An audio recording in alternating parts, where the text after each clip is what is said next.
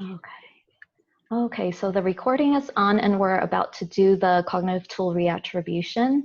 And I think a good thought that you had that we could do reattribution with Urban is they're going to reject me because of my size, or they'll Right. think less of me because of my size or something like that, Sure. right? Do you remember the exact wording of what that thought was? Not the exact wording from back then, but you know, probably something like that. But. Okay. How would you put it in your own words right now as just a belief that you hold to be true about? Yeah, I mean, just not that they're gonna reject me due to my size, being bigger size. Mm-hmm. Okay. And how much does this feel true? How much do you believe this thought right now? Like probably 95%. Mm-hmm. Yeah, and that was about huge your part. initial belief too, Right? Right. For the original thought that we had, it was about 90 to 95% as well. Sure. Okay, I'm trying to look at how to mute all. I think I have to stop the screen share and do it and then come back. So. Okay. Sorry about that. I'm just hearing some background noise. I'm going to go ahead and mute to all. Okay, that's a little bit better. Okay. So with reattribution, I'll have them list their negative thought at the top. So I'll be writing and they'll be writing as well.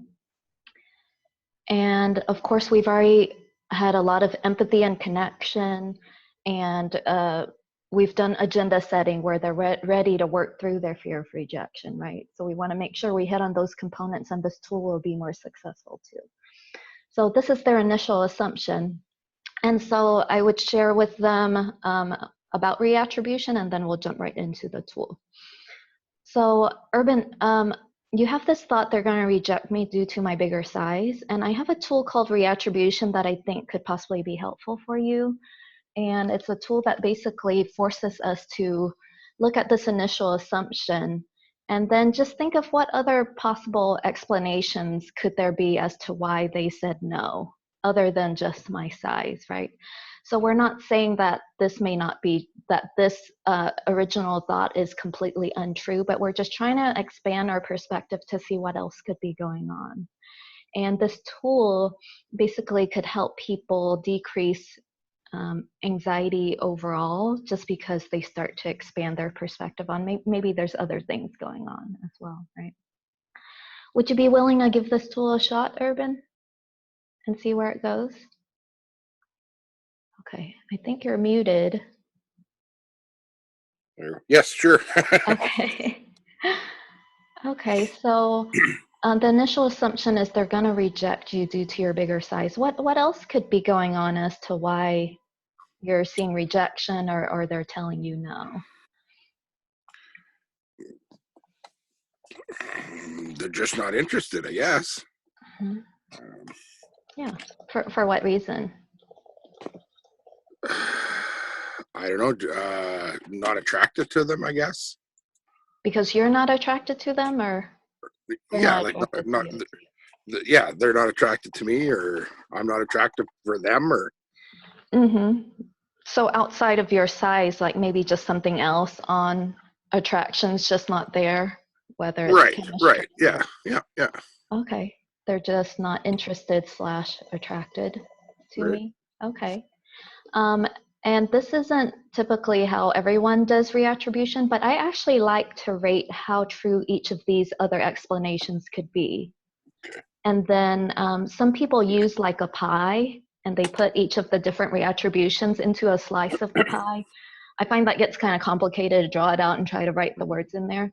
So I just like to list each other possible explanations and then rate how true they could be. Okay, so this one's kind of similar to the first one a little bit. So I would really want him to think of other possible reasons as to why they said no, right?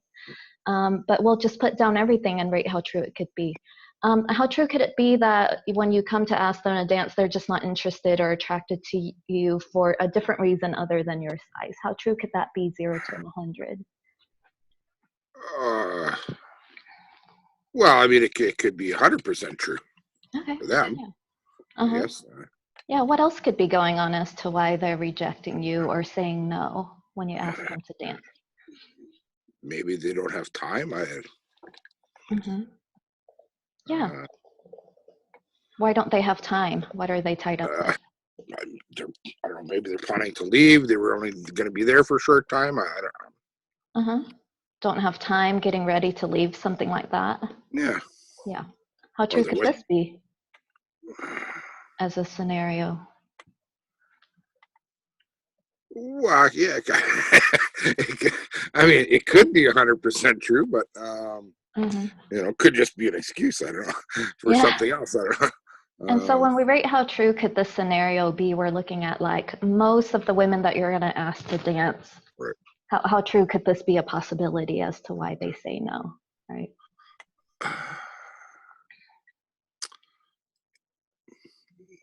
I don't know. Maybe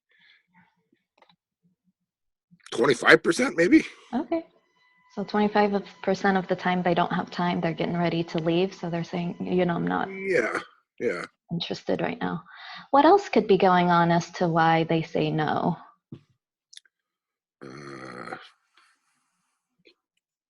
They could be with friends, I guess. Uh-huh. They're just wanting to spend time with friends. Yeah. Yeah, that's good. So you see, we just ask that open-ended question and see what they can come up with, because you're wanting them to train themselves to generate other possible explanations outside of that initial mind reading, right? How true could this be, that the women there were just wanting to spend time with their friends and so they say no? I mean, it's probably, I don't know, maybe again, probably like 25 to, I don't know, 30% maybe. 25 to 30% true that could be the case. Okay, yeah.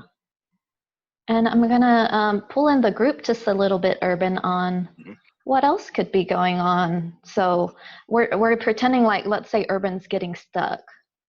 And I may throw out something like, is it possible that maybe she's also feeling insecure because she doesn't know this dance style either, right? Like, could that be a possibility? Yeah, I suppose. Okay. Because you're saying that's often the reason why you don't ask someone, right? For sure, yeah. So, Yeah. so she's feeling insecure because she doesn't know this dance style either. Okay, how true could this be? It's probably pretty likely. Uh-huh, how likely?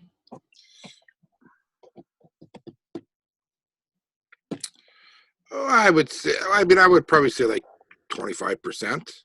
25% likely I mean, with the overall population, yeah. yeah, I mean, they play different types of music, or different styles of dance in the night. So, I mean, it's possible they don't know one particular style, which is Oh, okay. often the case. But I mean, why would you go somewhere if you didn't know how to do any of the dance, right? Yeah, so it's not likely that they don't know any of them, but it's Right, likely that right, at right. least one of the styles they didn't know, and that could have been the one when you asked them to dance. Something Sure. like that. Yeah, Okay. yeah.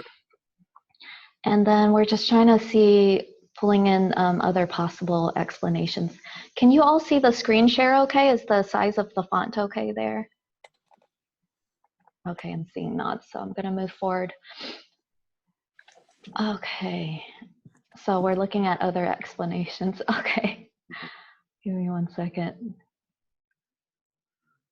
You do not need to sign into the chat. Yeah, I'm just gonna copy whoever's here.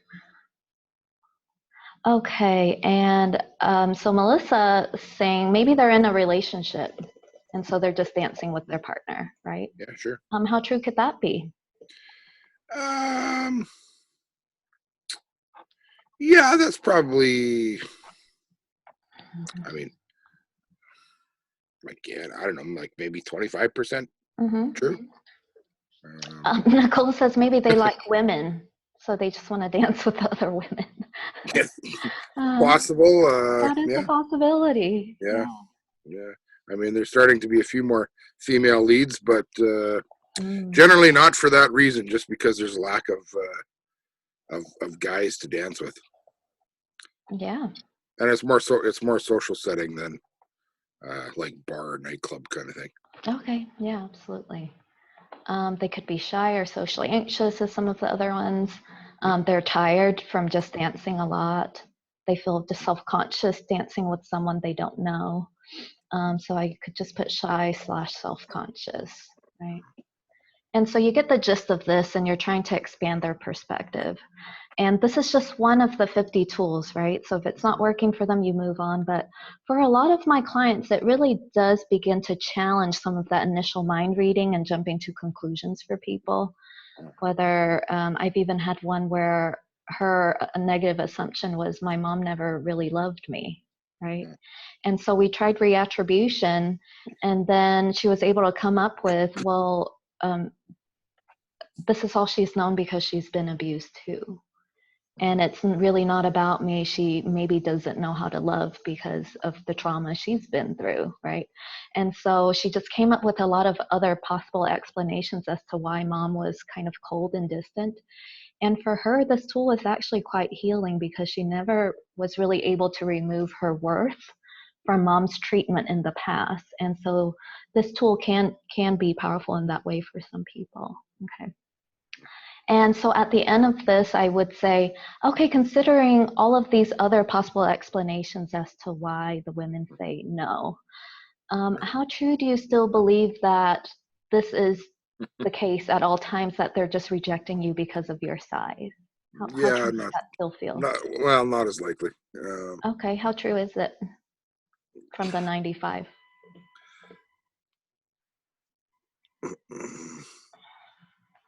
Like probably 50%, maybe now. 50%? Yeah.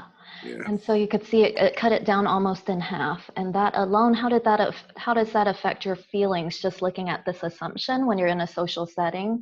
I could imagine then it kind of is crippling. You don't really want to move forward if you assume that they're just going to automatically reject me due to something I can't change right now in Right. this moment. Versus decreasing the belief to about 50%. How did that shift your anxiety and feelings thinking of those social settings? Well, I mean, it gives the reason for explaining rejections, Mm-hmm. but Yeah. I'm not sure if it would actually alleviate my anxiety in going to approach someone to ask them to dance. Uh-huh. Oh yeah, you're saying definitely there will still be some anxiety. It's not going to be completely Because regardless of what the right. reason, whatever the reason is, Yeah. it's the I don't want to be rejected part that's the issue probably. Mm-hmm. Yeah, and that's where we would want to use some other tools like the feared fantasy and exposure and the flirting skills training, right? Sure. But this alone usually, often for people, it doesn't alleviate the anxiety completely, but it Yeah. allows it to decrease a little bit as they think, okay, maybe these are the other reasons going on, and so it doesn't sting as much. Would Yeah, that? it makes it seem that that isn't the main or only reason. Yeah, doesn't feel like the main or only reason, and when Yeah. we expand our perspective, it could remove some of that sting. Yeah, for sure. Okay. And I mean, if I kept going at doing the reattributions, probably if with enough time, it would probably lessen it even more. Yeah, absolutely. With practice, great point. It can continue to alleviate some of that anxiety, right? Okay, what thoughts or questions do you all have about reattribution before we move to the feared fantasy?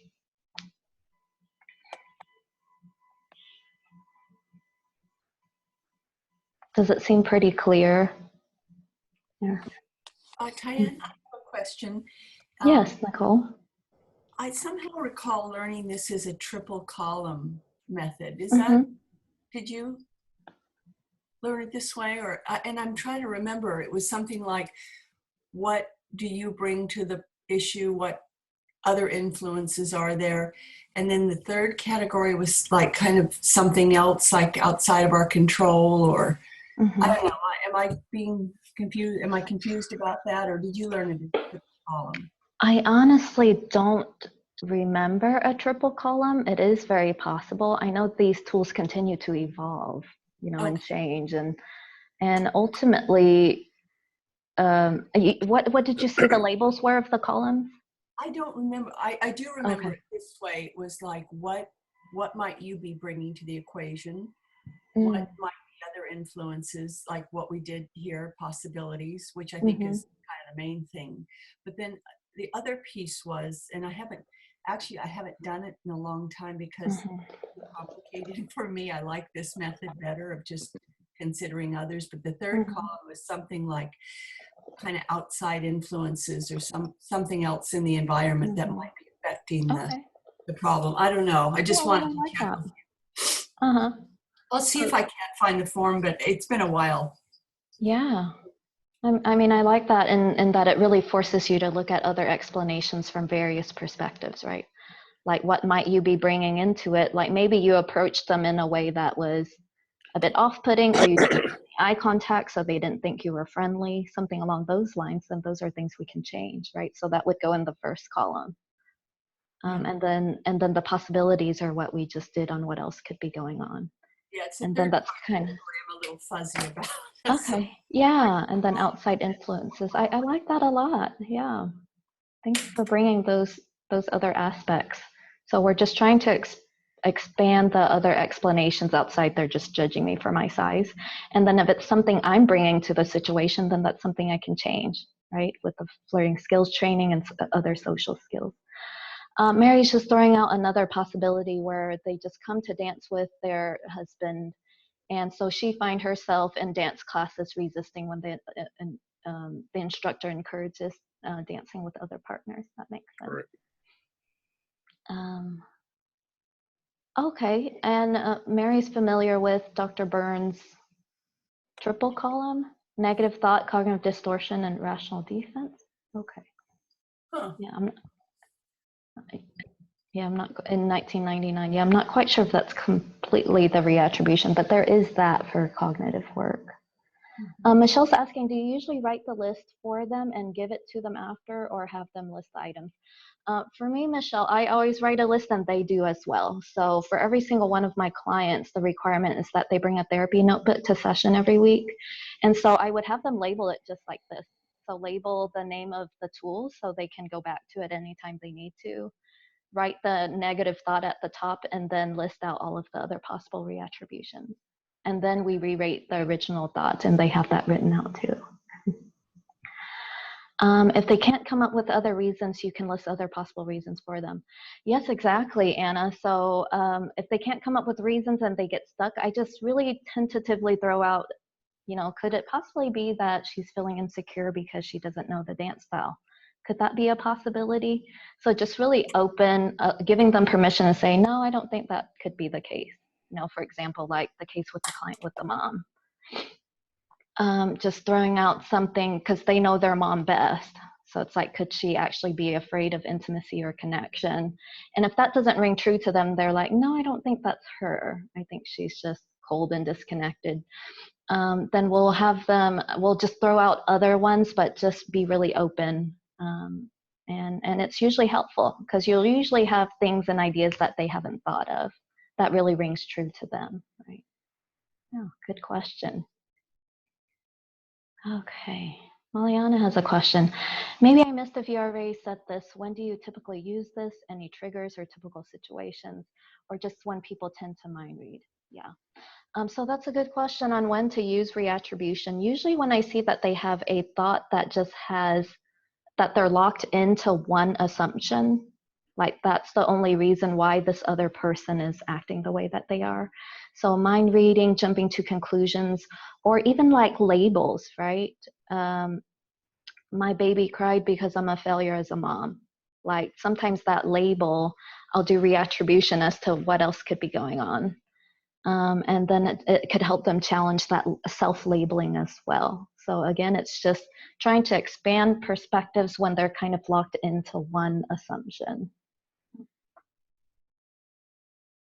Okay, does that answer your question, Aliana? Okay, thank you. All right, so we're at 10:52. I definitely want to make time for the other tools here. So we'll go straight into feared fantasy. Is that okay, Urban? Yeah, no, that's fine. Okay. You got any other questions on reattribution? I don't think so. Okay. And so Urban's saying it decreased his belief in the thought by half, and he foresees that if he continues to use reattribution in the moment, he could see it decreasing his anxiety. there, right? With some practice. Right. So the feared fantasy, we're just going to do a brief version of it, but this is a tool that we use that's especially helpful for people with fear of judgment, fear of rejection, or some form of social anxiety where they're assuming people are thinking negatively of them. And so with clients, when I start the feared fantasy, I share with them that this is a cognitive exposure technique. So we're not in person doing exposure, but it is doing exposure in their mind. And with this tool, the feared fantasy, you're going to be thrown into a nightmare world where you're going to face some of your worst fears. And in this nightmare world, there's two conditions. The first condition is the thing that you're most afraid that people are thinking about you, they actually are. And the second condition is that not only are they thinking it, they come right up to your face and they tell it to you, right? Okay. So you could see how that feels kind of scary or intimidating for someone with fear of judgment, fear of rejection, social anxiety. Yeah, for sure. And so your job in this is to really talk back and defeat some of these judgmental critics, right? So would your feared nightmare world, Urban, be, we could imagine maybe just like one of your dance workshops? Where the people from hell, the nightmare is everyone's rejecting, everyone's judging you. No, I mean, I would probably just stick to like the social dance scene, because in a workshop, Okay. that's not really an issue for me. Oh, not a workshop, but a social dance scene. Okay. Yeah. So this is his nightmare world, social dance scene where the people are actually judging him the exact way he's afraid of, and then they come up right up to him to share it, right? The hell dance, I guess, yeah. And how I like to start it is I look at the scenario. So people may choose like, it's a church from hell, it's a social dance scene from hell, it's a family reunion from hell. You have them go into what is this nightmare world that you're most afraid of. And then I would have them list out what are some of the worst things that you are afraid of hearing that they could say to you, that you're afraid that they're thinking and that they would say to you. And we'll just list a couple for the sake of time here. Jeez. Well, probably laughter would be one. They'll laugh at you. Like get away from me! What, creepy guy or something? Why would you think I would dance with? Why would I want to dance with you? Or you're gross. Get out of here. Okay. Yeah, so I think that gives us enough content here, right? Yeah. What was it like to just list out some of these statements? Well, I mean, those are kind of the things, I guess, that are in my head, maybe, but yeah, they sound kind of silly when you hear them out loud, but that's good. So usually it's helpful to, even when you list it out, it's like, oh, I'll even have clients who say, I realize a lot of these really harsh words are the things I tell myself, but it does feel kind of silly. I've never received it before. No one's been that cruel. So that alone can help them start to challenge that. The feared fantasy, the nightmare world, is often in our own heads, right? Our own critics, our own self-criticism. But regardless, we're going to have you face some of these thoughts. Which one would you like to start with? Oh, get away from me, you creepy guy. Why would I want to dance with you? Or you're gross, get out of here. I don't know. It does pick one. It doesn't really matter. Why would I want to dance with you? It's all horrible. Yeah. Yeah. And so when we jump into this role play, Urban, your job is going to be to defeat me. And you can defeat me in 3 different ways. Okay. So I'm going to be the person from hell. And when you get stuck, we're going to reverse roles. So I can show you a different way to get unstuck. So the 3 different ways you can defeat me is 1, through self-acceptance. And this is where you accept some statement that they're saying, some pieces of it, but you accept it with a sense of peace or a sense of humor, right? So I had a client who her thought was, it was a husband from hell was her nightmare world. And he told her, you're a failure as a mom. Right. And she says, And so self-acceptance for her would be, yeah, you know, I do make a lot of mistakes and I'll never be perfect if that's true, right? So you could see how that's an accepting statement, but with a sense of ease, with a sense of Right. humor. And the second way you can defeat me is through self-defense, where you can say, well, that's not true and here's why, right? And then just listing out different reasons to whatever criticism they have. Right. And then the third one is be specific. Be specific is a cognitive tool where instead of like a grand label that they're giving you, like creepy guy or gross, you ask, what is it specifically that makes me gross? And, you know, if they say something harsh like it's your size, you could say, oh, so someone who's of a different size from you creeps you out, or you think it's gross, or you judge people like that. And we'll do some processing at the end, but those are different ways that you can defeat the judgmental person from hell. Okay. You got any questions on those 3 ways to defeat it before we get started? No, I think I got them typed down. So. Okay. You ready to be bombarded with the social gal from hell here? Let's try it, I guess. Okay, so why don't you go ahead and approach me as the social dance gal from hell here? Okay. Hey, do you want to dance? Why would I want to dance with you?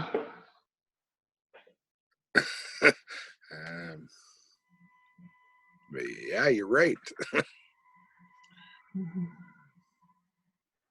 Why would you want to dance with me? It's kind of hard, right? Yeah, it's pretty hard to. I mean, yeah. Okay. Did you feel like you won, or the person from hell won here? I think the person from hell probably won that one. Yeah. And when our clients will initially get stuck like this, right? And that's when we prepare to do role reversals. So there's been different ways of the feared fantasy that's been done. But if you listen to Dr. Burns' latest podcast on the role play, he'll do it very much like the externalization of voices, and then just role reverse and show them a different way to defeat the person from hell, right? Okay, Urban, so I'm now we're gonna reverse roles. Okay. And you're gonna take on the person from hell, the social from the dance social. Sure. And then I'll show you a possible different way to defeat the critic. Okay. Hey, would you like to dance? Why would I want to dance with you? Oh, it seems like you're not interested then, and sounds like you're even kind of upset with me for asking you. Am I reading that right? Yeah, I don't want to dance with you. Oh, okay. You're just not interested. Is that what I'm hearing? Yeah, you're not really my type. Oh, okay. Yeah. What is it specifically that makes me not your type? And I completely understand because we're not all each other's types. So, yeah. Now you're putting me on the spot. Yeah.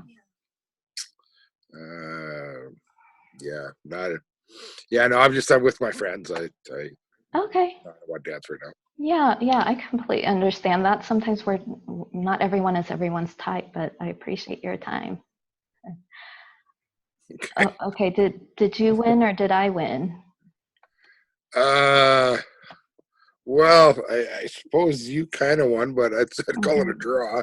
It feels like a draw. And this one, I feel like with the question, it is a little bit challenging. I was trying to pull out, like maybe she's saying, oh, it's your size or something like that. Then you can kind of have them like, oh, do people who are bigger than you or uncomfortable for you? Right. Anyone else have any other thoughts on how to respond to this person? So my thought when they said, why would I want to dance with you? I try to be specific, right? Like what is it that makes you not interested, to see like why are they being judgmental, but also kind of exploring like it seems like you're even annoyed with me or for asking. I'm just curious. Yeah, I like that actually. It really put me on as that person. Right. Like I really don't. I don't really have a good reason to say no. Yeah, because you're like this friendly guy coming to them, and so I was trying to shed light on it. Seems like you're annoyed with me for They just seem rather bitchy on my part, but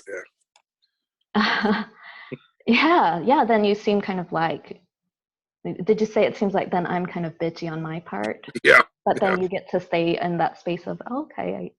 Yeah. And then when they say, "Oh, you're just not my type," that's when I try to be specific again. Like, what is Right. it specifically? And then using the acceptance paradox is, it's true. Not everyone's type, and that's totally fine, Right. right? Right. And I'm just gonna go on my way and Right. see if I can connect with someone else, something along those lines. Yeah. Terry's saying, why can't you just say because I'm a good dancer? Yeah.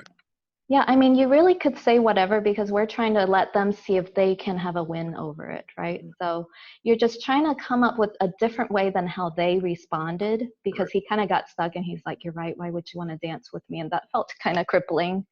And Yeah. so The self-acceptance Mhm. seems like it's of the three that would be the hardest.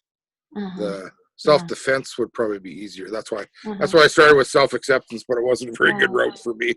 Because self-acceptance on what you were doing on you're right, why would you want to dance with me felt more like not with a sense of peace or a sense of humor. It felt more Right. like Right. you're But right, I suck. if I was to go with self-defense, that's Uh-huh. probably, that was in the back of my mind of like, well, because Right. I'm good at this dance, or like it'll be fun. Yeah. Yeah. So what Terry's saying could work where it's like, well, I'm really good at this dance. My struggle with that would only be like then you're trying to convince them to Yeah. Yeah. dance with you when it could just Right. be like, And I'm probably yeah, not all that move interested on. in getting into a long confrontation with someone that's Right. rejecting me, right? Uh-huh. Right. So the self-acceptance could be like, you're right, not everyone's interested in dancing with me, and that's fine. Right. Right. So that would be more self-accepting with a sense of peace than you're right. Why would you want to dance with me? Which feels a little bit more self-deprecating. Right. Right. Savina says maybe he could say, I wonder the same. Why would you want to dance with me? But I am a great dancer, and you're going to miss out on a great time. So that could be some self-defense, right? Right. Like, Right. okay, I hear I'm not your type, but I'm really a good dancer, and you'll miss out on a great time. And I'm going to go have a great time with someone else who Right. could Yeah. connect with me. So that's kind of more of the attitude. I'm letting you go, and I'll just move on, right? Instead of trying to convince you to like me or something. If Right. you defend yourself and say, because I'm a good dancer, you could say it with a big smile on how much fun it could be. Yeah, really, you're trying to look at different ways, trying to have them look at different ways they could respond to it. And ultimately, I'm going to reverse roles back to Urban to see if he can pull any of these pieces that feels like a bigger win to him, right? And then we're going to do some processing because you can see the wheels are already turning where he says, well, this person who's being annoyed at me and kind of mean to me, she's coming off kind of bitchy. Like Right. he's starting to wrap his head around like the person who's cruel or judgmental just because I'm coming and asking them, like maybe the problem is on them and their attitude, right? Yeah. And that's what we're trying to get out of them. Okay, we're going to reverse roles, Urban, and then you try to defeat me again with any of those tactics or all of them together. Okay. Okay. Would you like to dance? Yeah, why would I want to dance with you? You're right. Why? But why would you not want to dance with me? I'm just not interested. Oh, what is it that you're not interested in about me? Yeah, it's just you're really not my type. Well, is there something specifically about my type that you're not interested in? Yeah, I'm usually just into women. Okay, that sounds fair to me. But it's just a dance. We're just gonna have fun, Uh-huh. It's not a romantic thing. We're just here to have fun and dance. Mm-hmm. Do you only dance with women? Mm-hmm. Yeah, that's just what I'm feeling for right now. I'm not interested. All right, well, thank you. I hope you enjoy your evening. Okay, you too. Yeah. Yeah. Trace is saying great response, Urban. Could you move to the next criticism because you're greedy? Yeah, I think you definitely could. Sometimes I try to see if they can defeat each one of the criticism first before we move on to the next one. But in the conversation, I think we definitely can, because kind of like externalization of voices, you want to make sure they defeat the first one and then we go on to the next one. But there definitely is the exposure type of feared fantasy where you just continue to hit them with the next thing and see how they respond. And if they win, then you just move on, right? Is anyone else losing audio, or is it just on my end? Is anyone else losing audio? Trey says he's losing audio here. Okay. Terry says she's hearing okay. Did you feel like you won more this time, Urban, or? Yeah, I felt more like I won. Or, I mean, the result was good. I mean, it was, okay. What do you feel like helped you win this time compared to "You're right, why would you even want to dance with me"? To "You're right, but why don't you want to dance with me"? Yeah, Where you try to be specific, right? Yeah, I was trying to put it more onto them to give them, to make them have to give a reason why, rather than to just accept the dismissiveness of it. Yeah, like forcing them into giving the reason why. And so really trying to be specific, trying to understand what's going on. And again, this isn't social training for the actual situation in real life. Right. It's just trying for Urban to see if he receives these rejecting words, one, is it going to kill him?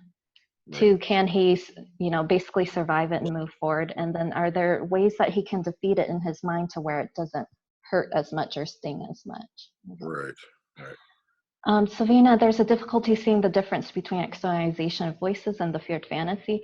So when you listen to the role plays on the podcast, you'll see this new setup that he has for the feared fantasy is almost exactly like externalization of voices. But externalization of voices is your negative thoughts, and then you're working to defeat them. And the feared fantasy, the setup is, this is what you're going to receive as judgment from external people. But they're people from hell. They're the worst things that you're afraid to hear from others.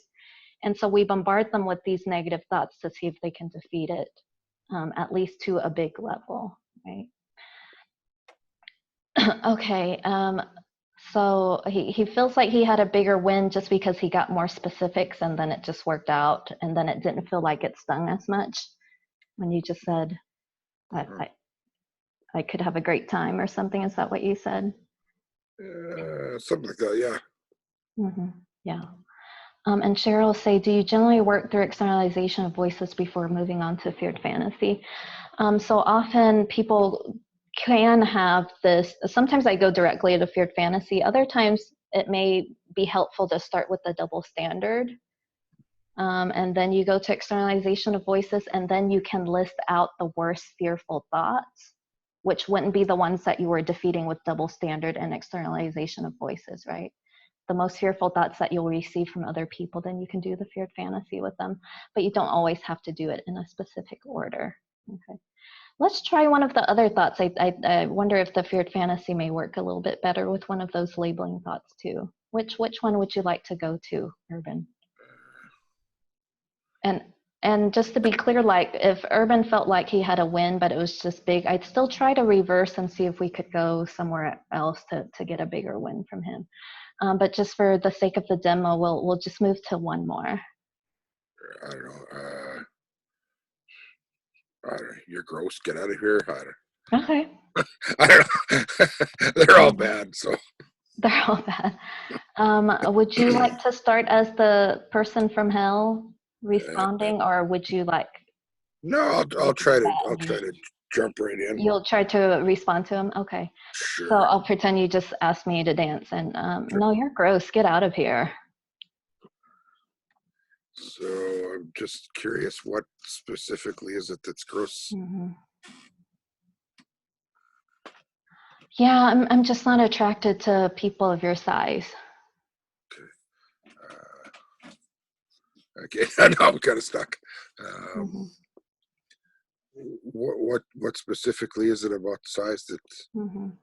Yeah, size really matters to me. As you can see, I'm really fit, and yeah, you're just really not my type.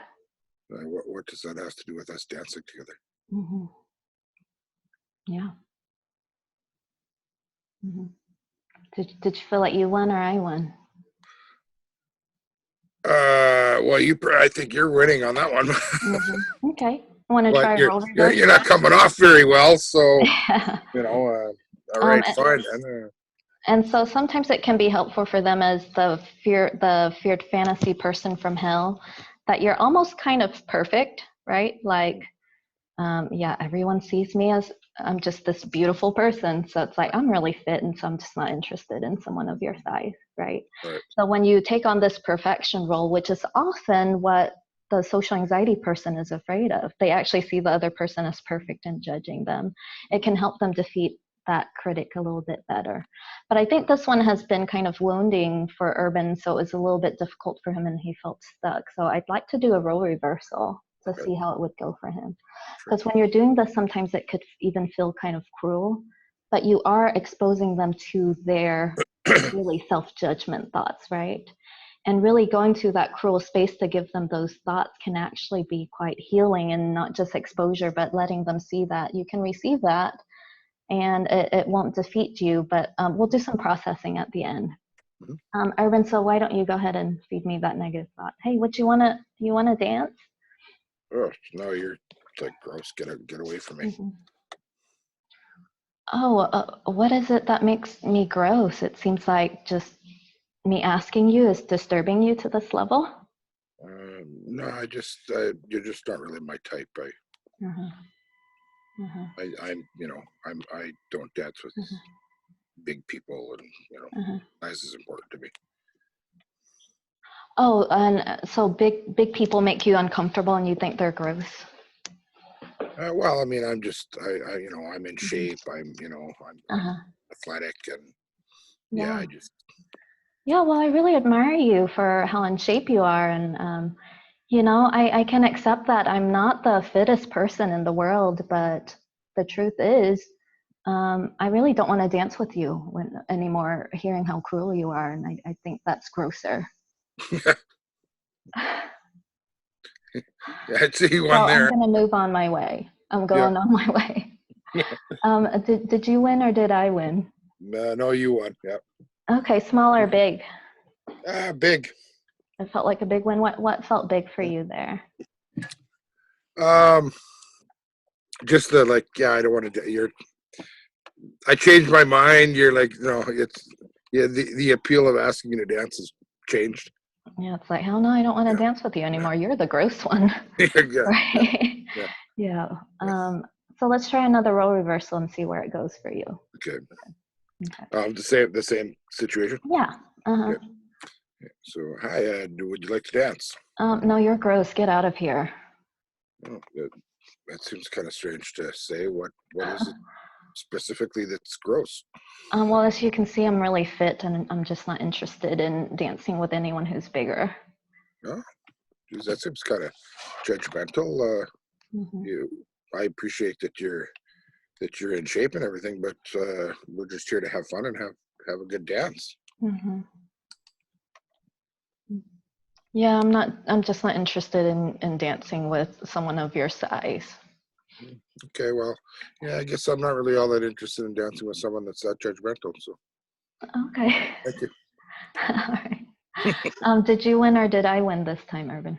I think I maybe won. You think you maybe won? To what level? Small or big? Yeah, big. Big? What felt like it was a big win for you? Just that it didn't seem that crucial whether or not this person says yes or no. Oh, yeah. It felt like kind of a bigger win because it didn't seem crucial anymore if they said yes or no. Yeah. Because of how they are, and you said, I don't want to dance with someone this judgmental. Someone's going to be that rude, or Yeah, someone who's going to be that rude. Right? I don't want to really be with the person like that anyway. So. Yeah, and you can add that piece. I really don't want to even be involved with dance or even be connected with anyone like that anyway, right? Yeah. And then you're saying it removes the sting from whether they say yes or no. You just don't care anymore because you're the one who don't want to be with. Yeah, connect exactly. with them, right? Yeah. So that's just the gist of the feared fantasy. I want to make sure we have time for maybe some of the flirting skills training. But after the feared fantasy, I always want to wrap up with some questions to integrate the learning.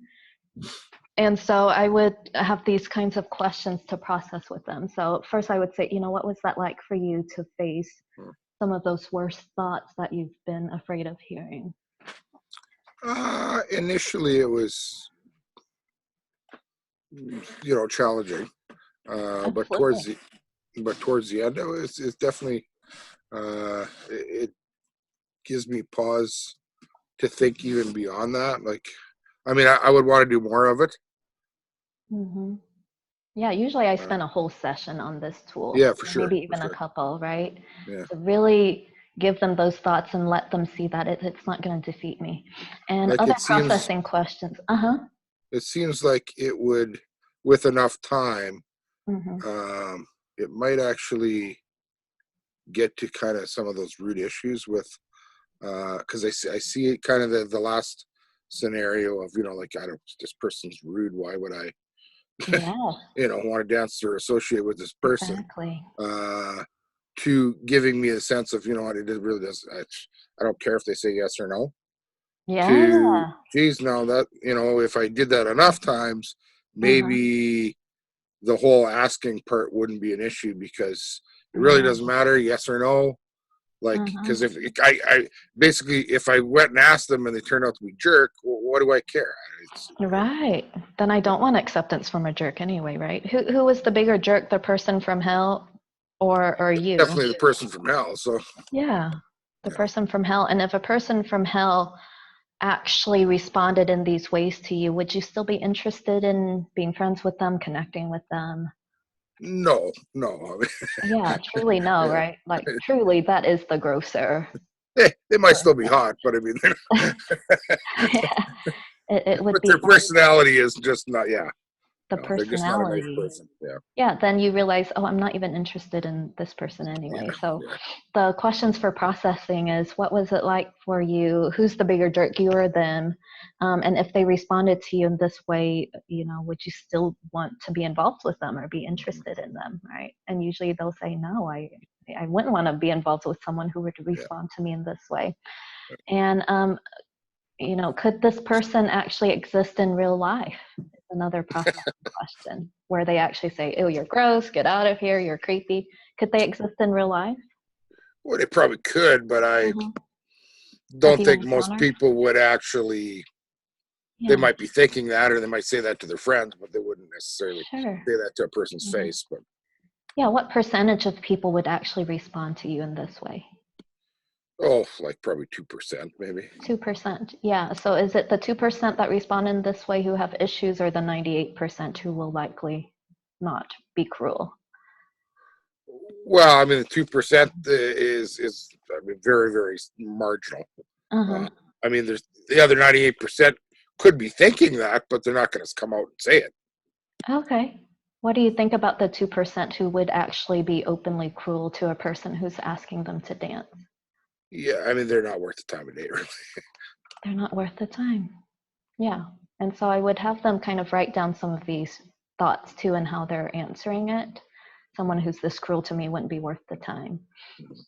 And then they may say other things like, if they say no to me and they're a jerk, I'm not interested in them anyway. I'll have them write that down as well. Okay, I'm just gonna pull up the flirting skills training handout from Angela. Thoughts or questions before we briefly go over flirting skills training?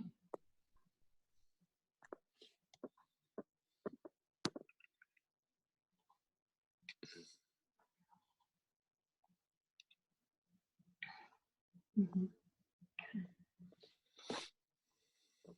So this is really more of interpersonal exposure, but really setting Urban up for success, right? If he's really interested in connecting with others socially, or even beyond asking them to dance, right?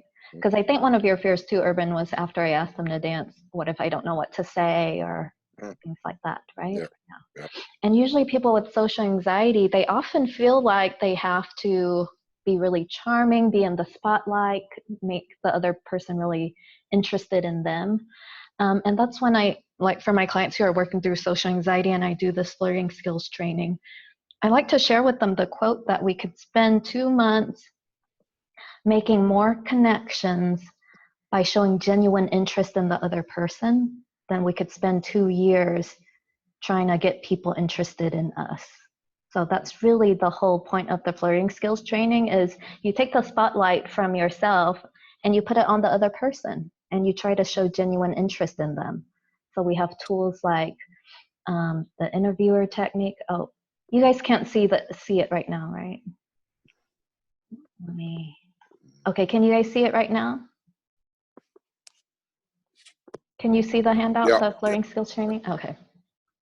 So a lot of these tools that helps my social anxiety clients be set up for success is taking the spotlight away from them and then really showing interest in the other person in a genuine way. So we'll have tools like taking on the role of the interviewer, right? Where you ask them questions, you show interest in them and find common ground, but it's really taking off the spotlight on knowing that I don't have to be charming or funny or charismatic. I just have to genuinely show interest in them.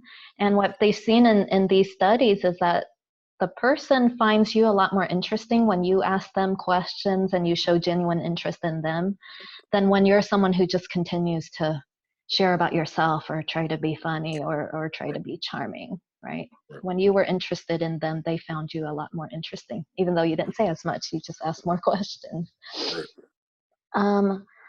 So let me see how much time we have. So self-presentation obviously is kind of a basic one, where if it's a client who's struggling, like you can see like their style may not be as flattering or may not match.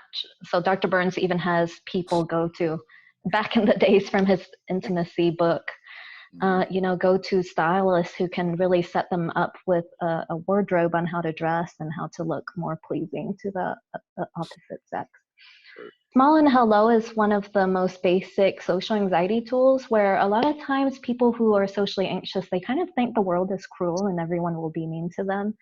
And so when I do smile and hello practice for my clients, I'll have them smile and say hello to 10 people a day. So I had a client where she almost never made eye contact with people. She'll go to work and put her head down.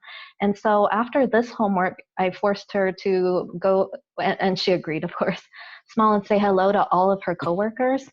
And she said it just totally changed her whole work environment, because then people were more likely to talk to her. And then she made a friend there where she said, her friend was like, oh, you seem happier today. And she said, usually I'm just really shy and kind of anxious, so I'm not trying to be rude to people. And then that girl said, I'm really shy and anxious too. And then they became really good friends from there. So it's kind of a cool, simple exercise, but it helps them challenge to see that when you smile and say hello, instead of being, not making eye contact and looking down, when you present as friendly, people are more likely gonna come to you as well, right?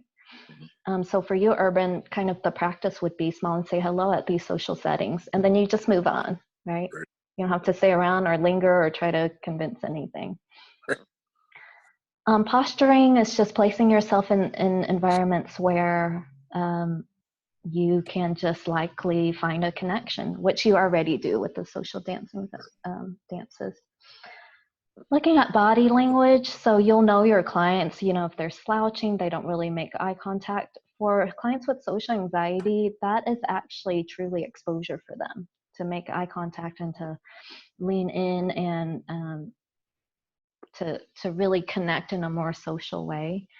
And I know with Angela Crum, who had trained me in this, she'll actually go outside with people. We kind of don't really have settings like that in Oklahoma, where people are just out walking about because we drive everywhere. But it can be a really effective way to just let you and your client together just go out and look at shifting your body language and smiling and saying hello to people. And other body language things she could say is like just fake touch. You don't quite touch them, but that's just kind of feeling it out to see, are they interested? Do they lean in or do they lean away? Then you can move on to a different person, right? False time constraints is when you basically, like, how I try to do this is not make it seem off like it's kind of gamey, but you don't want a person to feel like I'm spending too much time with you until it gets boring and then I'm done with you. You want to just limit your time with them, right? So it's like, oh, I just have a minute, but I'm wondering if, like, what do you recommend? What do you like to eat here? Like if you're in line with someone. So just telling them, I just have a minute, or even while you're with them, you just say, I'm just going to be here for about 30 minutes and we're going to connect. And what she sees is that false time constraint basically gives them the message that, I'm not desperate or fully needing you to connect with me, right? And it's just a minute, or just give me a second, then it's not as off-putting for them, where they think you're just going to linger around for 15 minutes when they also may just have a minute as well.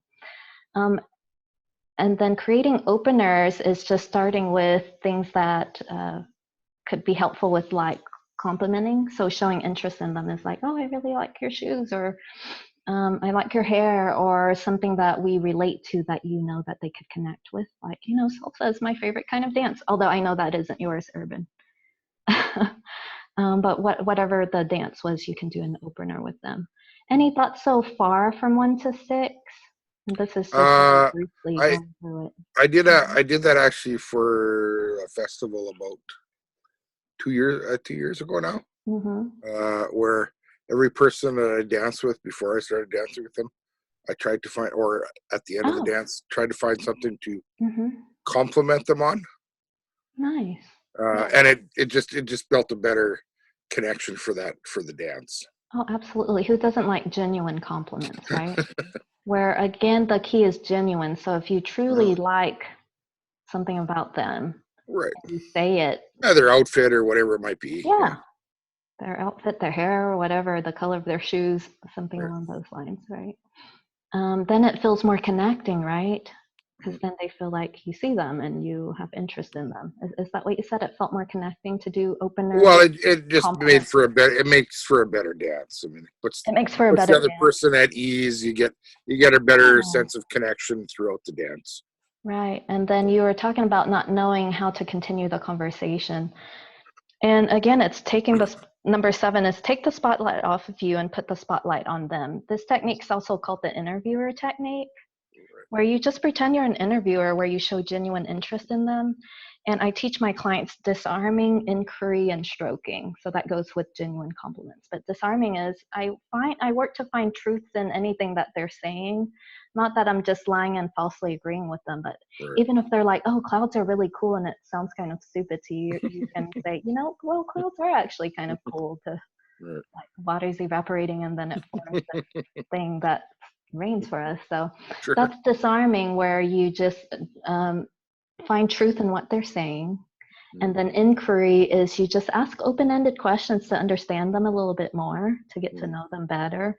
And then stroking is this genuine compliments, where you just, say, even like, you've been really kind to me and I appreciate it. It doesn't have to be an appearance or a compliment of what you see. It could be their character, right? And how would that feel like for you? Like if someone showed you those things, like they disarmed what you said and they're asking questions to understand you better, like, hey, what's your favorite dance? How long have you been here, etc. And then they give genuine compliments, like, you are such a sweet guy and I really appreciate connecting with you, something along those lines. How would that feel like for you? Well, it would be okay. I would feel kind of awkward about it, but you would feel a little bit awkward if they were showing interest in you, or? Yeah, I don't like compliments, but you don't I like don't know. compliments? Yeah, I don't like to be complimented. It's like praise, And even if it felt like genuine to you, you wouldn't like that? Like that would be kind of off-putting? Well, I mean, I guess you would like, you would like it, but it makes me feel, I don't know, like kind of queasy, like sort of like, I don't know how to respond to that. I don't know how to respond to that. Okay. Like yeah, okay. So he's saying he'd like getting the compliments, but it would just feel kind of awkward and maybe kind of embarrassing sometimes for people when they're receiving compliments. Yeah, I mean, I just, it feels it makes me uneasy to And get compliments.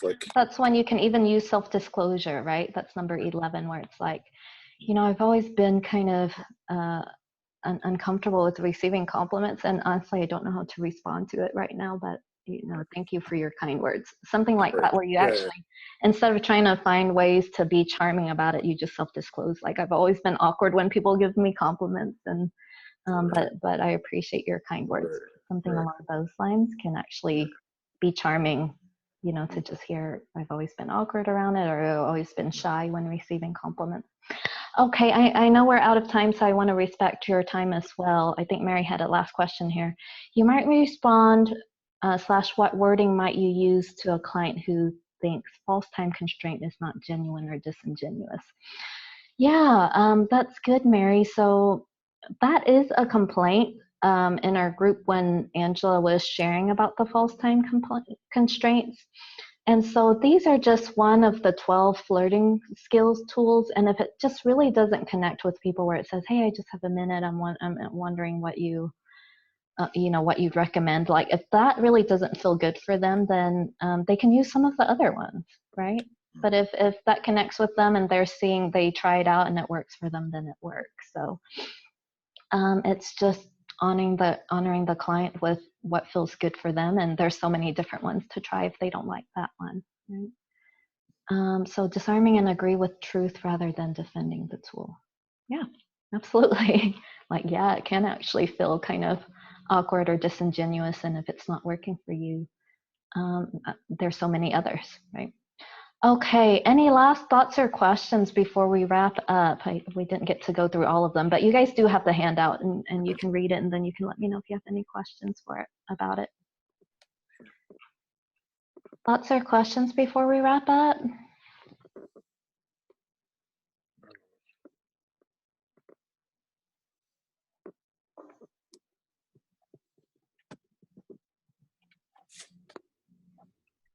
Okay, looks like we're done then. Oh, Anna, did you email the Flirting Skills handout? Yes, the handout should be in the webinar announcement email. And you have 48 hours to print it because Angela didn't want this handout online. And so you have 48 hours to print it, to open it, and then make sure you download it if you want to keep it, because that link won't be effective in 48 hours. Okay. Yeah. Any other thoughts or questions on reattribution, feared fantasy, or flirting skills training before we wrap up here?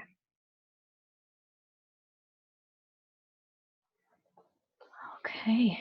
Well, thank you so much for all of your time, and thank you so much, Urban, for putting yourself out there once again. Yeah, thank you. For the sake of all of our learning.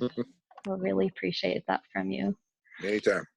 And I hope you all have a good rest of your day. I'll send out the handout, not the handout, the feedback form, so if you can get that back to me by Sunday as well. Okay. Mariana is saying, thank you, Urban. Yeah. You're welcome. Good learning with you, Urban. Yeah, that's awesome. Yeah, thank you so much, everyone. Bye, Rosalia. It's good to see you.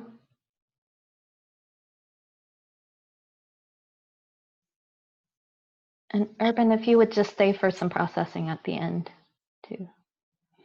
Yep, for sure.